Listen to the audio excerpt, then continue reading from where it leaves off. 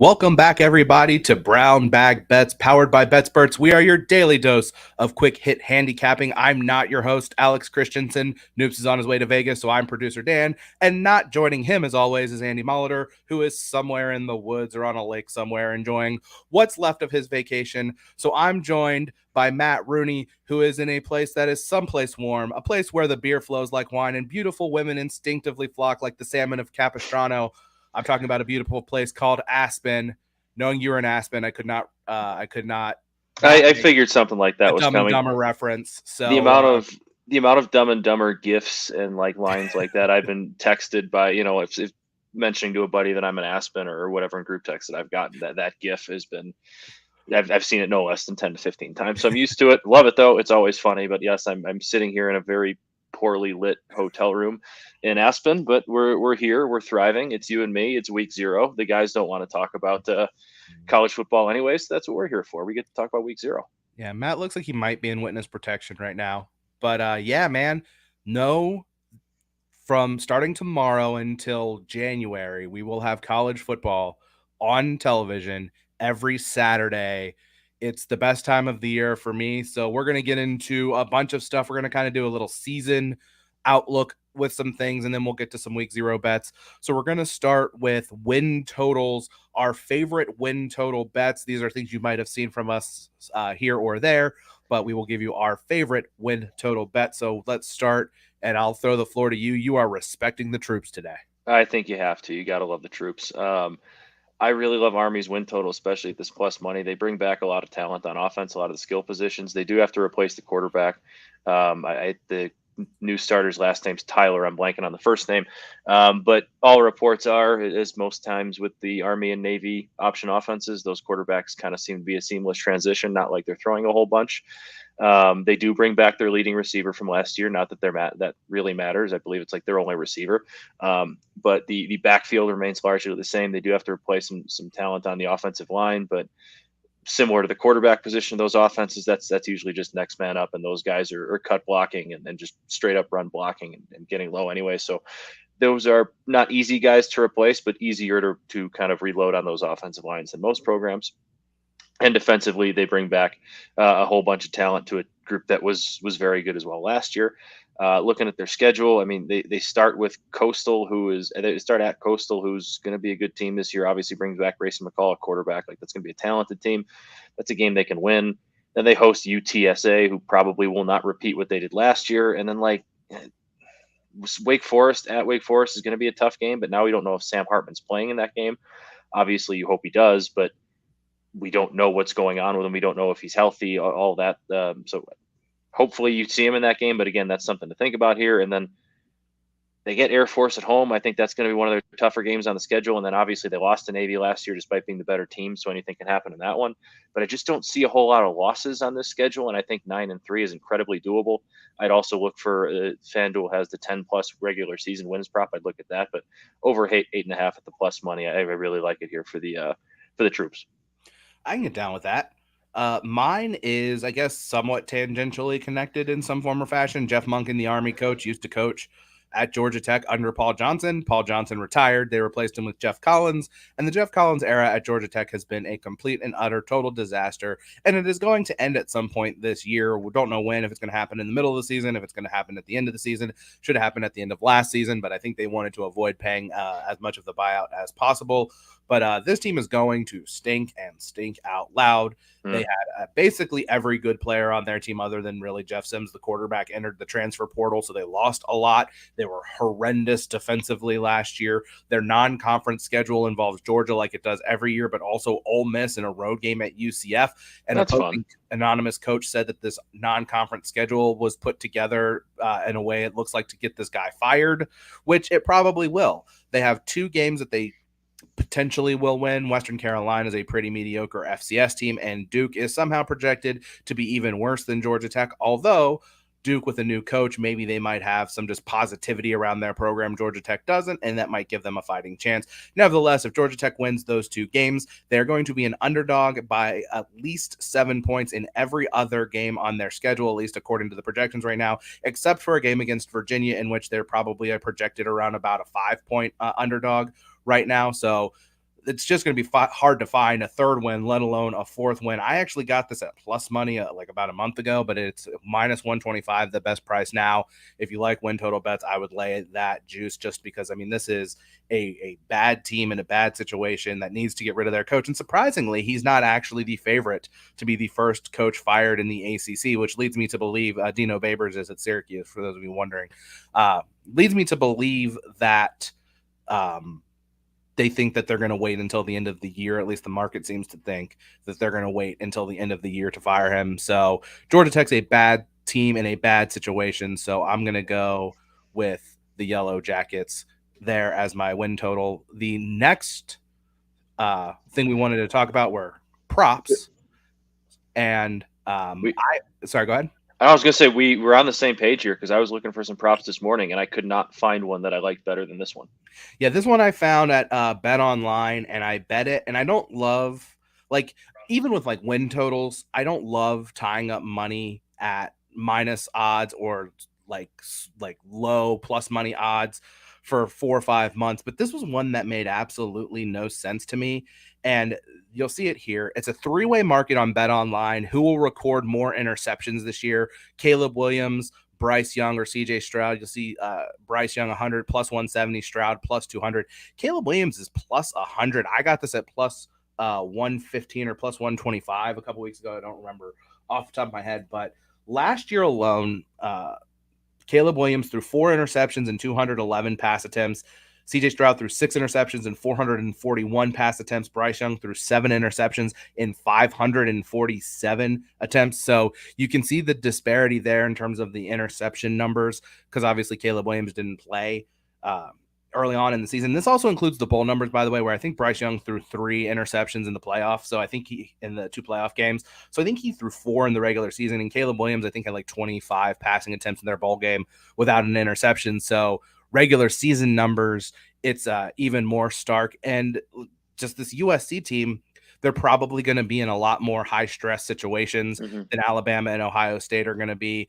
Bryce Young, CJ Stroud, their offenses are going to be able to score, but they're not going to have to necessarily score a ton of points to win games. They're going to be able to blow out a lot of opponents. And frankly, you're probably not going to see those guys playing late into the third quarter and fourth quarter in a lot of games. Whereas with this USC team, really hard to project what's going to happen, but it's kind of unreasonable to expect Alex Grinch to get that defense turned around quickly. So I don't understand why this is priced the way it is, and there's been some action on it because Caleb Williams is almost minus money. But as long as it's even money right now, you might as well play it.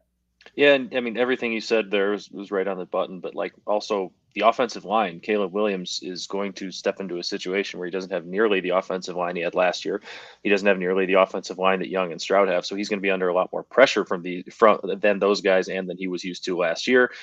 And he probably has as tough of a schedule this year as he did last year. So it's not like he's going up against. It's not like the Pac-12 is really a cakewalk. He's going to have some tough situations, some tough spots, and like you said, USC is going to be in a spot where they're going to have to continue to keep running the offense, continue to keep throwing a bunch because that defense is going to allow a lot of points.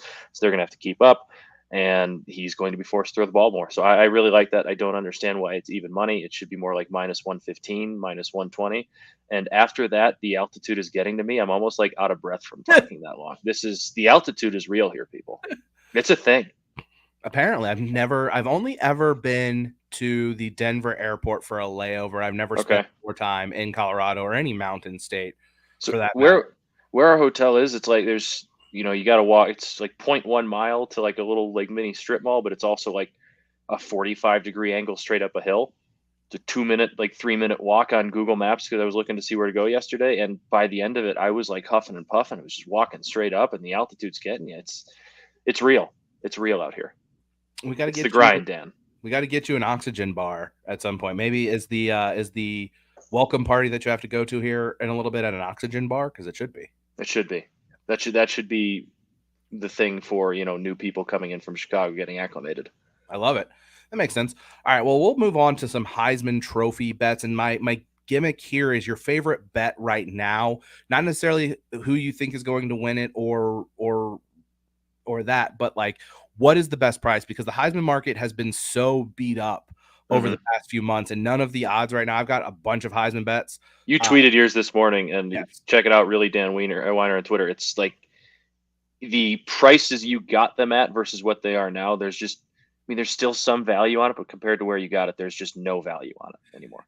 Yeah, Jahmyr Gibbs is the only guy who I bet, at least where I bet it, that still has value. I bet him at 4,500, 45 to 1. And I think where I bet it, it's 35 to 1 now. All of the other ones have been beat to hell. So these are our favorite bets that you can get right now on the Heisman. And I'll start so that way you can catch your breath a little bit. Thank you. I need it. I bet this morning because I've been trying to think of a way to get CJ Stroud on my Heisman card.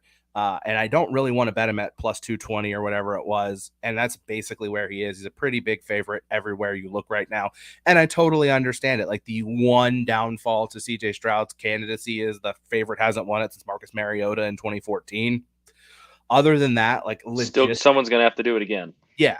And logistically, there's just in my mind, there's no real reason to sit here and think that he's not going to have the kind of season that you're expecting of him. Like the only thing is maybe the wide receiver room behind Jackson Smith and Jigba is not quite as good as we thought they were going to be, but I don't think that's going to be the case. I can't really make an argument otherwise. And then maybe the offensive line underperforms. These are things that you're kind of grasping at straws for. Like maybe someone else has a huge season, but an Ohio State player hasn't won the Heisman since 2006. So I don't think there's going to be Heisman fatigue with CJ Stroud. So he's totally the favorite for a reason. And I totally understand that. And I wanted to get a way to have him on the card. And so Noops has talked about this a bunch, and I've been trying to think of a way to get it involved. And so that's what I did this morning. Daniil Medvedev to win the U.S. Open and CJ Stroud parlay. I bet this at DraftKings this morning. It's plus 940, as you can see. The good thing about this one is it could be dead by basically by the time the season starts, more or less, because the U.S. Open starts on Monday. Hopefully Medvedev is still in it by the time CJ Stroud plays Notre Dame next Saturday. But to me, I wanted to get CJ Stroud on my card in some way, and this is the best way I could figure to do it. So I'll just take the little parlay action again. DraftKings is where I got this. Daniil Medvedev to win the U.S. Open, CJ Stroud to win the Heisman, plus 940. Yeah, I like that play a lot, and it's the same thing we did with. I think Noops and I were talking about it when he was giving out his U.S. Open futures earlier this week. Same thing we did with Iga in the French Open. Like it just, if you're that confident, it makes sense to throw him in a couple futures. I went with Will Anderson to be a Heisman finalist. I liked your Stetson Bennett Heisman finalist prop a lot. That I went looking in that market.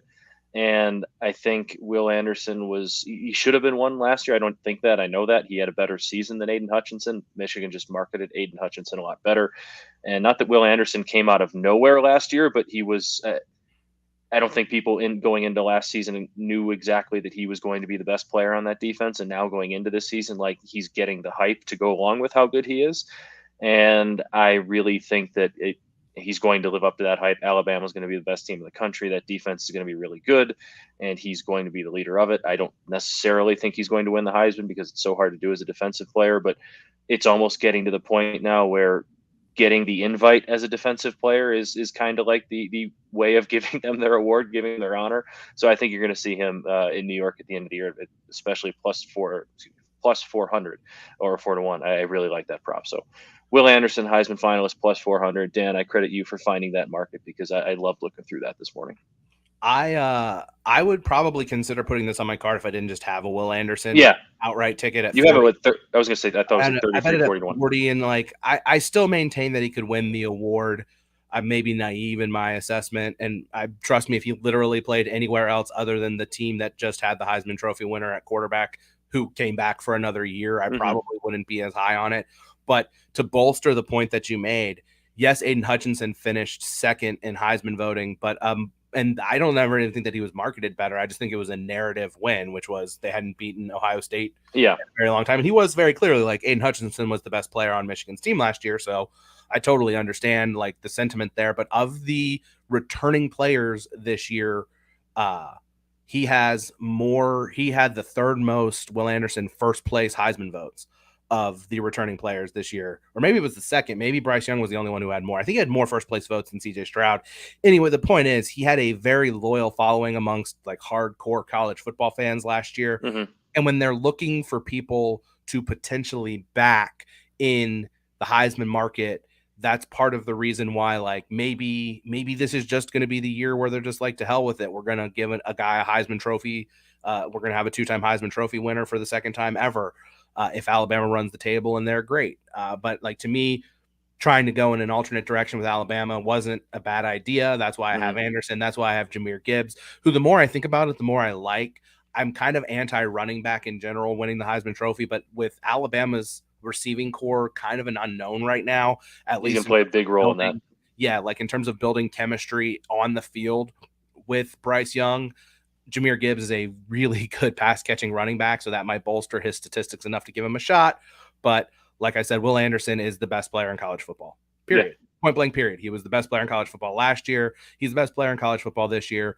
He's going to need to get the counting stats. Obviously, I'm not just being a negative Texas fan. I think that the Texas offensive line is a real work in progress this year, and that's an opportunity for Alabama's defense to really make a statement in week 2 in that game in Austin. And if he has 2 or 3 sacks in that game, suddenly his name's going to be at the forefront of the conversation once again. Yeah, the campaign starts right away then. Exactly. And then as a Heisman finalist career achievement award, absolutely something that is, I think, a very realistic possibility. Yeah. It's like we talked about with Stetson Bennett. That's a thing. Like those career achievement award Heisman finalists are kind of a thing. So that's what we're kind of looking ahead to over the course of the season. But Matt, toe meets leather tomorrow, Dublin, Ireland, Northwestern, Nebraska. Just a cavalcade of terrible football games. But if I wasn't going to be at Epcot tomorrow all day, I would be sitting on the couch watching every single one of them. But I won't be able to watch much of it. But that doesn't mean we're not going to have some bets for you. So I started us off, and I'm running out of breath because I have a head cold right now. Other than that, I'm okay. I just have a head cold. So I'm going to look at us. We're both struggling to talk. Yeah. So you go ahead and you start us off with you're going to throw a teaser, a week 0 teaser. What could go wrong? Well, I liked Northwestern a lot at the plus 13.5, and it's now down to 12.5, depending on where you look. 11. Some places I found this one, I believe it was bet online at the 12, so I bumped it up to 18.5. I like Nebraska. We talked about it on our Big Ten preview a couple days ago. Like I really do like Nebraska. I think they're gonna have a very good football team this year.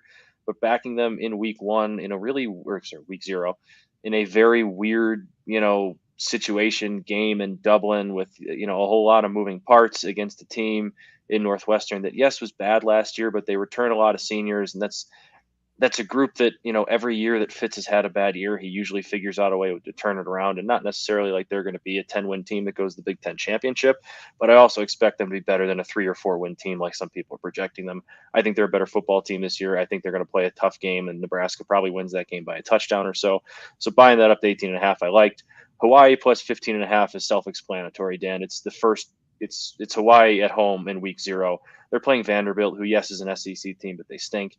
Quite honestly, you could have put anybody up against Hawaii at a home game in week 0, and I would have liked to throw them in a teaser because my brain still thinks Hawaii is going to put up 45 points a game. And then U of I at the -7 against Wyoming.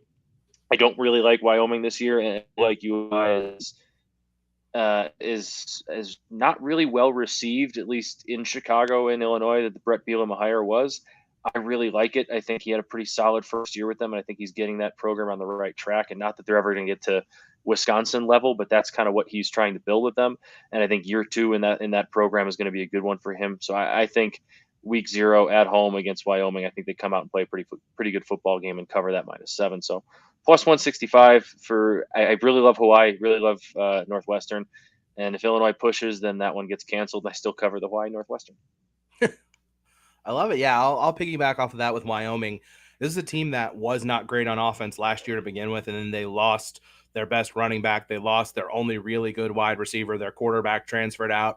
They're kind of a program in a little bit of transition right now. And like you said about Illinois, they're going to be Wisconsin light. I don't think they're going to be very good, but I do think they're going to be a team that's going to try to run the ball. They're going to try to play good defense. In year 1, that defense was a lot better under Bielema than it was the year before. Mm-hmm. So I also think this is going to be the kind of game where you're just not going to see a ton of throwing the ball successfully. Like neither one of these teams are particularly good at throwing the ball. Illinois, like you said, is going to want to run the ball. So I just see it could also be like a low possession kind of game. I gave out the under a couple weeks ago on the show. That number's been beat to hell since then. I would still consider it, but I just don't see how Wyoming is going to score over 14 points in this game. So you give me an extra 1.5 there on the team total, I'll take that all day. And then I too am going to go to the islands for this one. Mike Wright, Vanderbilt quarterback, under 194.5 passing yards.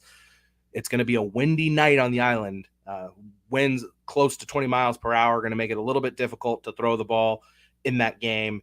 And Mike Wright started, I think, started the last 6 games or so last year. He did eclipse this number 3 times last year, but once was just 198 yards. So he's an inexperienced quarterback on the road in Hawaii. I just think that the conditions are going to make it a little bit difficult for these offenses to throw the ball around as much as they might want to.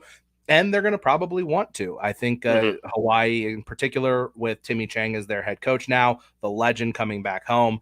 But I just don't know that the conditions or the talent on the field is going to make this a conducive environment for Vanderbilt to be throwing the ball a ton in this game.